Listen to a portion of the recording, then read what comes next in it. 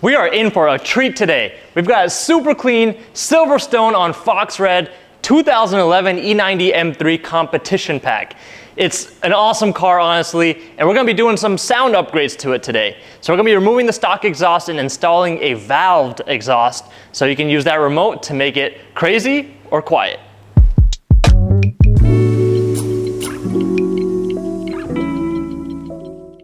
So in this video, you're gonna see how to remove the stock exhaust, how to install any aftermarket exhaust, as well as how to wire in those valves. The E90, unlike the F chassis, did not come factory with valved exhaust. So there's no wiring, there's no valve motors or none of that. You have to add in your own aftermarket valves. So I'm gonna be showing you guys how to wire that in today.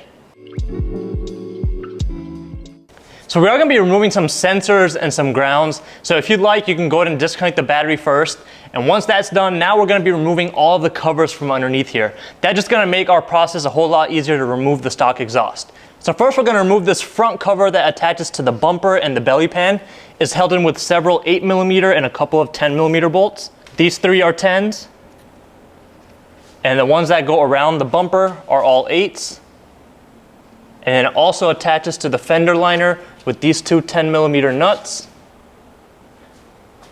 and a couple of 8mm bolts right here. And the same thing on the driver's side. You have the two 10mm nuts and two 8mm bolts right here.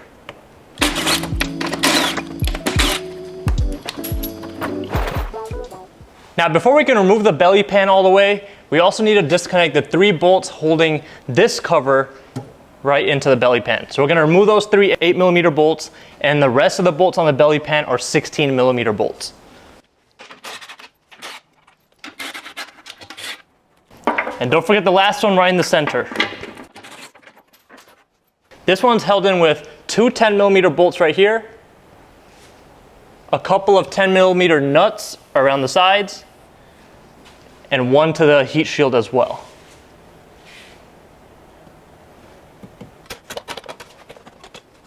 So we're gonna be replacing the entire exhaust all the way from the cats all the way to the back.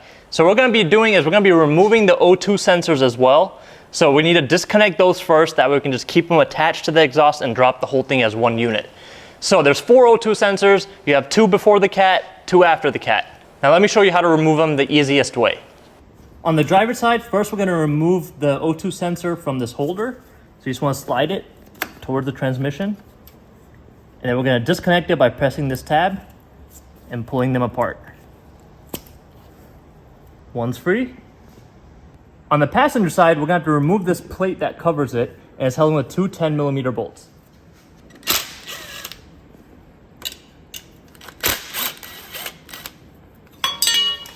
Now you're gonna follow this gray wire right here, and it's gonna go to this connector right here, which is for the O2 sensor.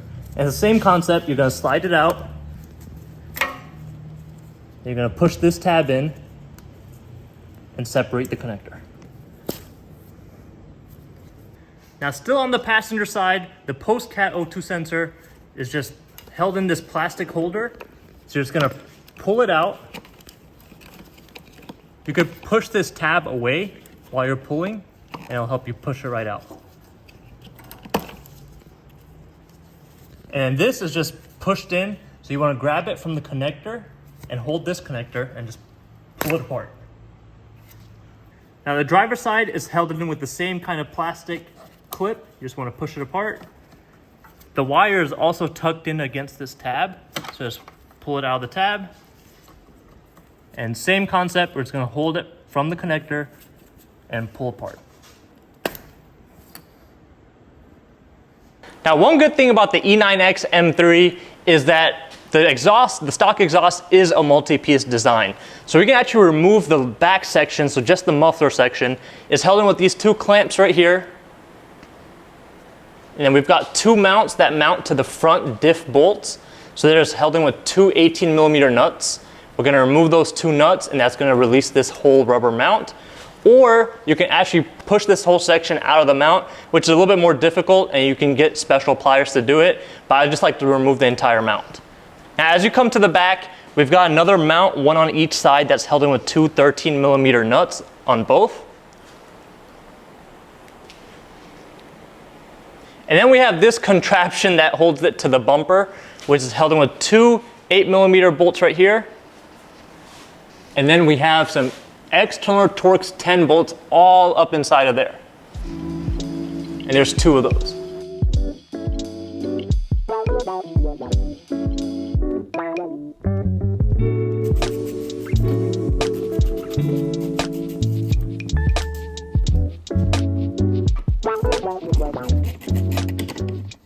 These go all the way to the top.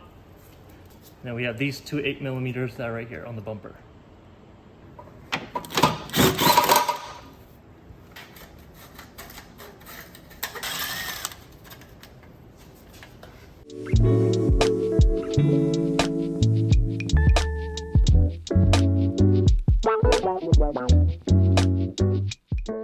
Now we're going to remove the rest of the exhaust. To the headers, you're going to have two external Torx 12 bolts, and there's 14mm nuts on the other end. So you're going to have to hold the 14mm nut and remove these E12 bolts. And that's the same on both sides. Now as you come further back, you're going to have these two 13mm bolts that hold onto this bracket. And as you keep coming back, you can leave these alone. Go all the way to the back, and you're going to have these four 13mm mounting bolts to this, and then the whole exhaust should just come down.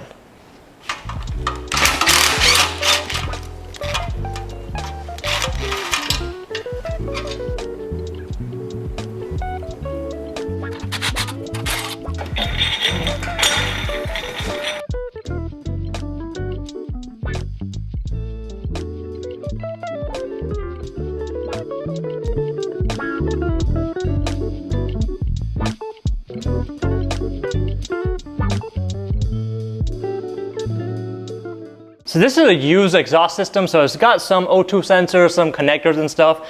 Otherwise, what you would have to do is you have to take everything off of the stock one and put it on this. By that I mean all of the mounts, some of the brackets, some of the hardware, whatever's missing on your aftermarket exhaust system, you might need to rob it off of your stock one. So for us, we're just going to change out these O2 sensors, and then we're ready to start reassembly.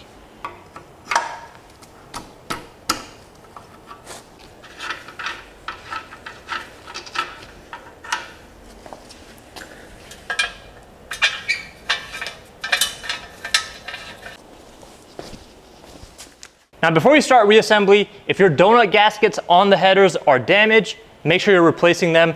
We have a used system and it didn't come with any of those gaskets, so we're going to reuse these, and these don't look bad anyway, so it should be fine. Now this process might be a little bit different depending on the exhaust system you go with. Ours is completely separate pieces, so we're going to do it piece by piece.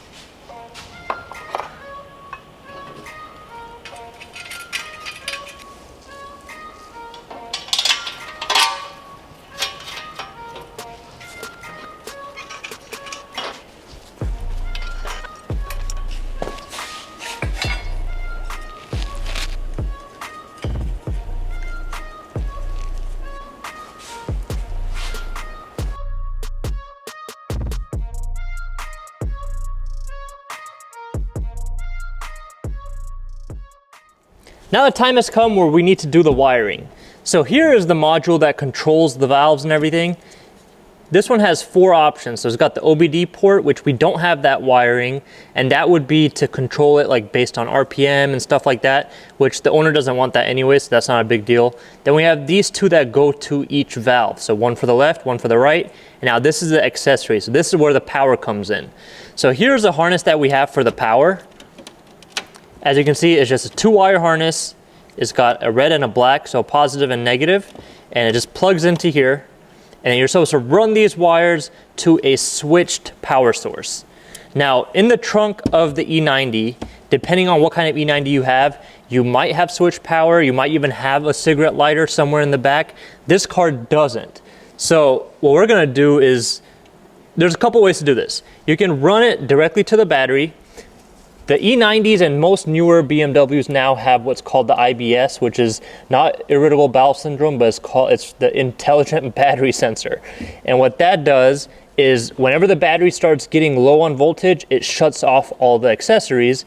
That way the car can still run properly and you could turn it on and everything, and you don't have to worry about having a dead battery. So what you would do is you would run this positive wire to somewhere on this block. So you can see there's a nut right here. you can run it directly to that. If you run it directly to the battery positive terminal, the IBS sensor does not, really work on that, so you won't make a difference. But if you run it to this, if the voltage drops, it'll shut off all these accessories, and you can still turn the car on. And now the black wire, which is the ground, you want to run that. I mean, technically you could run it directly to the battery ground and just put it on the terminal, or you could run it, follow along the battery ground where it goes to the chassis, which is in this corner, and wire it to that. Now, another method to do this, which would be completely switched power. And switched power means that the device will not receive any power until you have the car in accessory mode or ignition mode. And once the car is running, obviously there will be power there. Now, to do that, we would have to set up a whole relay system.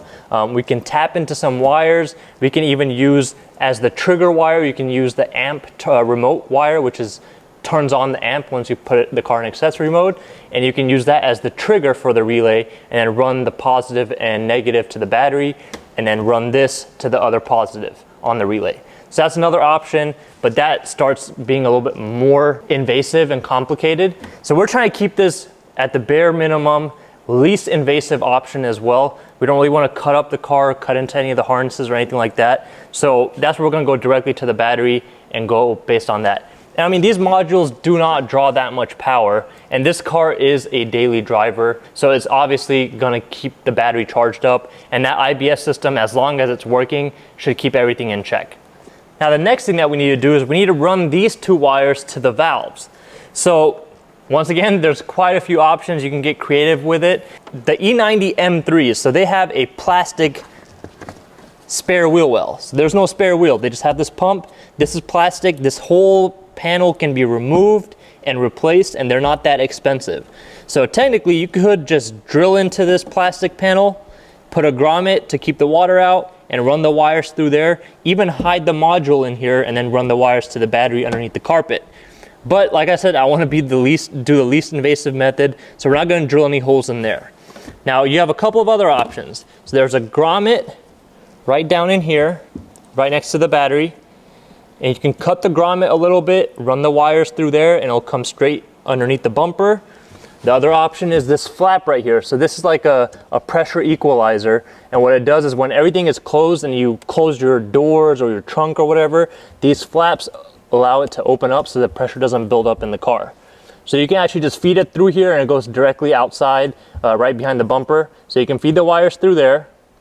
Now, the other option is there's a grommet that's right underneath this piece of carpet, right around here. And it's a rubber grommet. You can take the grommet out, run these wires through there, and seal it up with a slice in the grommet, whatever you want to do.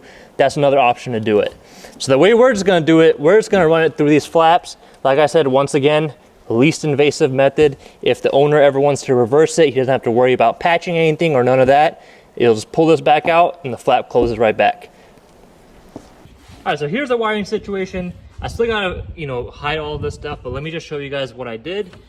This is the power cable that needs to go to the module right here. So the way we have it set up is we've got this inline fuse. I'll have all this stuff linked down below. There's just a 10 amp fuse, and I put this just for safety measures, just in case if something were ever to happen to this module where it shorted out or something, it'll blow the fuse before it does anything else. So we've got a 10 amp mini fuse in there, and then it goes to the positive, and then we have the negative right here, the black wire, just going to the negative terminal right there.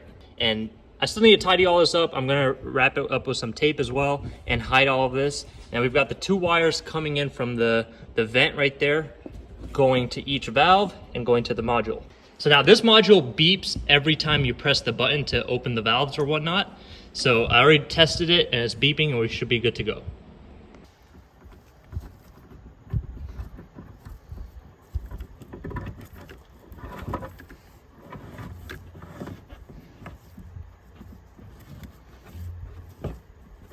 So we got the two wires that we fed through the flap down. If you're having trouble reaching through here to grab them, what you can do is you can remove these covers right here. In order to remove this cover, you have to remove this heat shield, which is held in with a bunch of 10mm bolts and then a couple of 8mm bolts around the bumper and these plastic panels. Once you have that out, then there's two 10mm nuts on this plastic tray. Once you have that out, then you can actually scoot this whole bumper that way a little bit, reach your hand up in there and pull the wires out. Now these wires, you can still pull them in and out. I've got one longer than the other because one needs to go all the way to the driver's side and one stays on the passenger side. And then once we have the exhaust up, these plugged in, then we can actually pull the slack up from the top in the trunk. And then we can also secure these with zip ties all around here, wherever you decide to secure them, just out of the way of the actual exhaust pipes. But we've got these two wires routed. Let's get the mufflers on, hook these up, and then we'll go from there.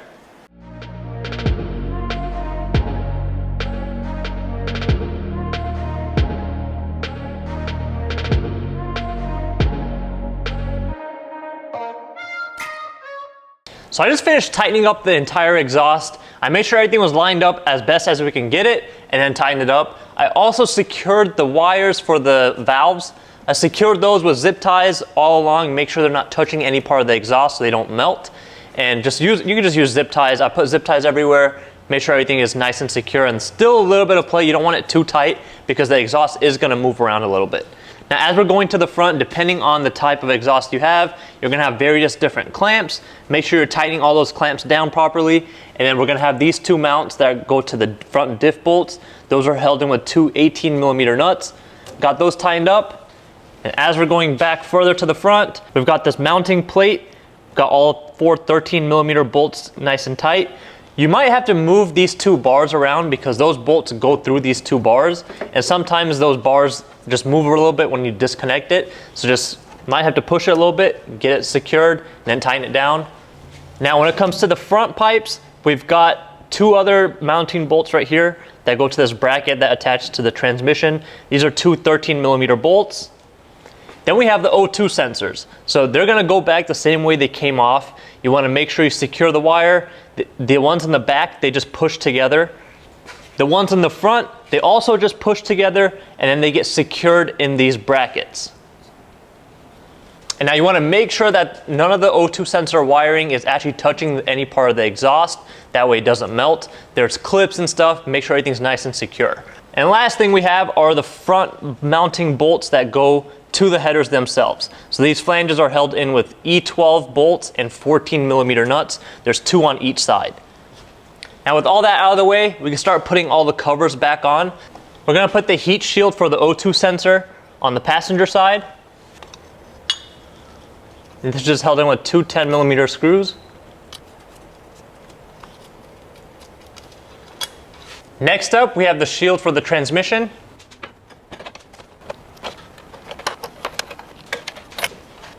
Next up, we have the engine reinforcement plate, which is held in with 7 16mm bolts and 3 8mm screws into the transmission tray.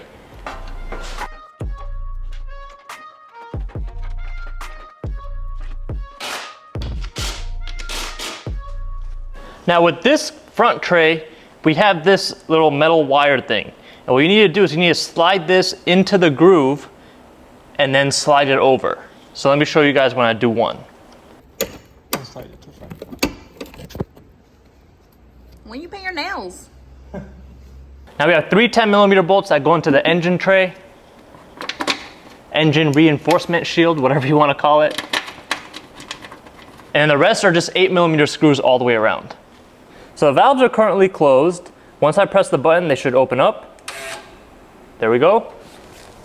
Both are open, and if you press it again, it should close. Bam. So what we're gonna do, let's see how it sounds now. I'm gonna do a cold start with them closed first, and then I'll open them like halfway through the cold start and see how it sounds.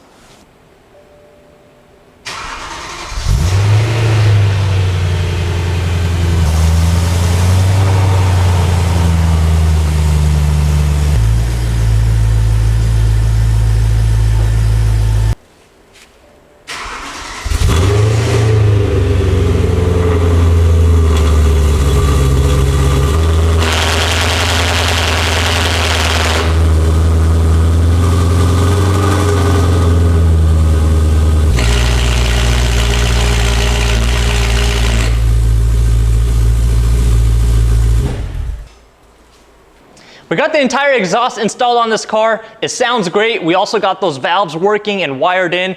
Everything is working as it should. If you guys have any questions, make sure you leave them down below. Thank you guys for watching. We'll see you guys in our next video.